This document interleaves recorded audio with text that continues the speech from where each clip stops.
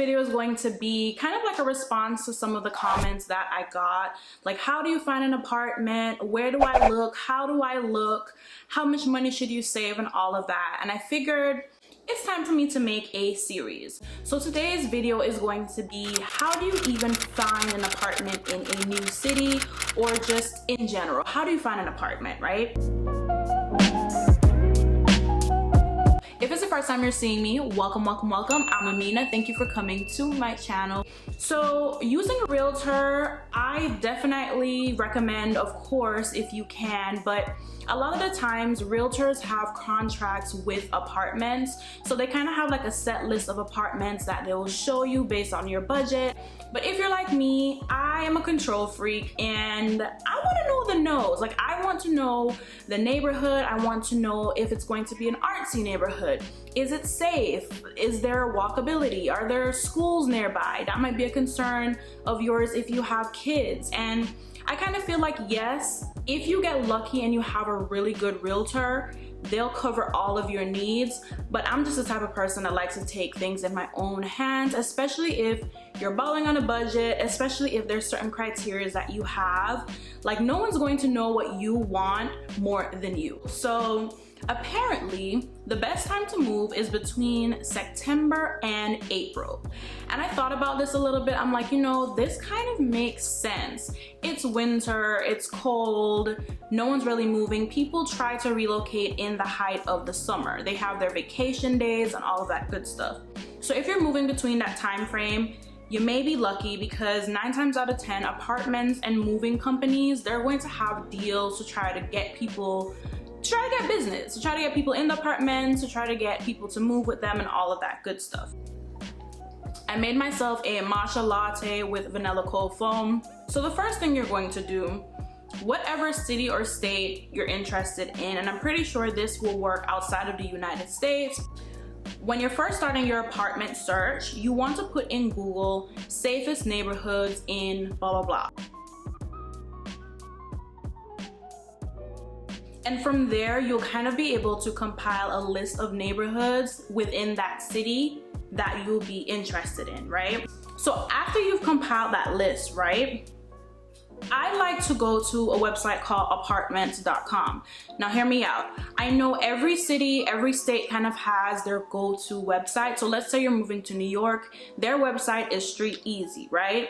And then you'll put the neighborhood that you found, the first list that we made, you're gonna put the neighborhoods in there, and you kind of look at apartments that stick out to you from that list.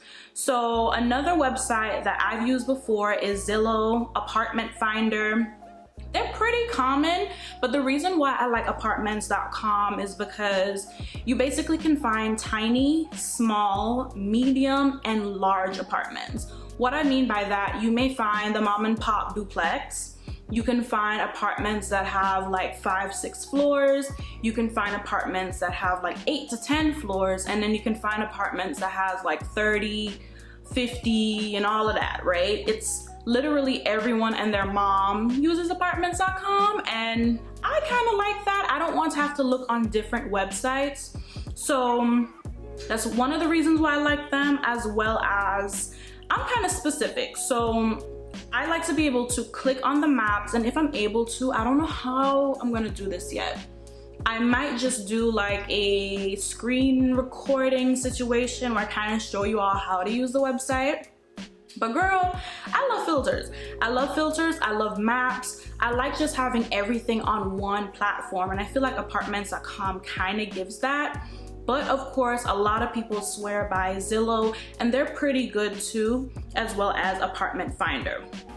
But anyways, so once you get on apartments.com, you'll put your budget in. You'll put stuff like if you have a dog, your apartment size, or you're trying to get a studio, a 1-bedroom, a 2-bedroom. And then you put like little things like if you want a pool, washer, dryer. You can be as specific as you want to be. And then from that, you'll go ahead, like I said, that list in the beginning of this video, you'll go ahead and plug those neighborhoods in your city and your state. So like I said, if it's Washington, D.C., you'll put Washington, D.C. If it's Atlanta, Georgia, Miami, Florida, whatever, wherever you're looking to move, you'll go ahead and put that in the website. How I like to go about this is basically creating a list of 6 apartments.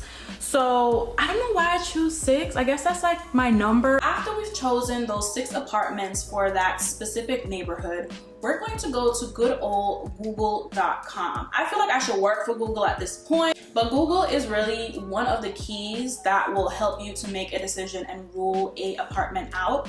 You're going to go ahead, type the apartment in, and you're going to go to the reviews. I feel like there's a lot of truth in Google reviews, especially from people that live in apartment complexes. They're going to tell you the truth. And even if they're not, think about this. If there are more bad comments than good comments, 9 times out of 10, these people are telling the truth. Listen to those people, okay? The second thing we're going to do, we're going to see when the apartment complex was built.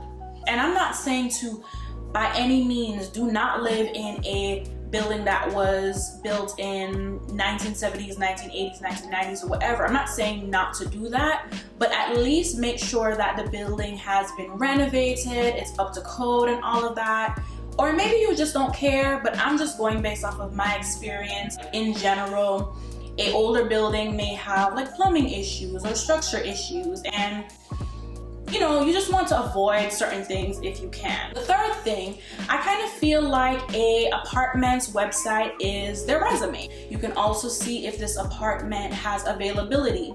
Don't go based off of what a third party is saying in terms of prices and availability. Check the apartment's website, right? They're going to have more pictures in addition to what you saw on Zillow or apartments.com. You can kind of look through the gallery. The next thing you'll be able to see is if an apartment has any specials, any offers. Like, we love specials, we love offers. And like I said, if you're moving between September and April, according to the research that I did, you may be able to save some money on an application fee. So I don't know if I mentioned this, in addition to the Google reviews, you want to use Google Street View. I'll try to do like a screenshot of this. So you want to see what the surrounding areas look like. You want to see what it looks like a couple blocks up, around, back, like do a whole 360, okay? Do a 180, whatever you want to call it, just so you can see where this apartment actually is and what it looks like. Okay, another thing that a lot of people don't talk about, not even realtors, is the walk score. A lot of us don't have cars. You want to know if there are schools, you want to know if there are supermarkets, you want to know if there's convenience stores or just places nearby for you to get to. So the next thing you want to do after you've ruled out all the things we've talked about, you've narrowed your list down to 3 or 4 apartments, you want to schedule either a virtual or in-person tour. If you're like me who moved out of state, in person just may not be possible, although I highly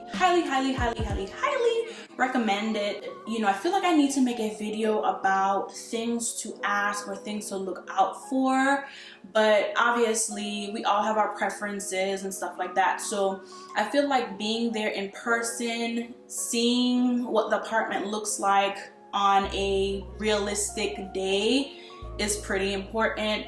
Also, what I like to do is, if it's possible, you can pull someone aside, like, hey, do you live here? Like, what do you think about the apartment? And kind of get an opinion. Not that their opinion is the end all, like be all of everything, but I've done this on all the tours that I've been to. I try to find someone, if I see them walking out, ask questions, because at the end of the day, apartment complexes, their job is to get people in. They don't care about you, they care about that money. They care about what you're gonna pay them. So just be careful. Like, obviously, you know, you can always sense like good vibes and good energy from people, but I just feel like it's always best to ask a actual resident. So really quickly, I wanted to add this in. When you are doing your street view of your apartment, make sure to look out for the following things. I call them red flags. You may feel differently, and that's completely fine. This is based off of my experience, right? So look out for gas stations, look out for car, auto parts, like those types of shops, and also look out for shopping plazas that have like supermarkets, nail shops, and all of that. Maybe even like liquor stores or abandoned buildings. I kind of feel like we all love character, like I said earlier, but you want to try to avoid living in areas that have unnecessary foot traffic. Been there, done that. Make sure to look out and avoid those things if you can. Obviously, every city, every state is different. I have not been everywhere, so this is just based off of my experience, but I felt like it was something that I should put in the video. That's the end of today's video. Don't be shy, let's vibe. Like, comment down below if this video was insightful, if it was helpful in any way, and also let me know some tips and tricks that you would share with someone if you can when it comes to looking for an apartment. We all know the housing market changes constantly, and obviously this varies by city to city, state to state. I try to give you all some tips that I feel like will help anyone, like universally. Also, another thing too, let me know if you all want a video as to what to ask when you're on an apartment tour. There are little things that I feel like you have to look out for, little red flags that will probably help you. And maybe I'm just picky, but I kind of feel like talking to friends, getting their opinions, and also my experiences, there's a lot of commonalities when it comes to apartments and just trying to figure it out, girl. So yeah, if you all like videos like this, like, comment down below. Let me know some tips and tricks that you feel like people should look out for. You never know who you can help as they go through this process. Yeah, until next time.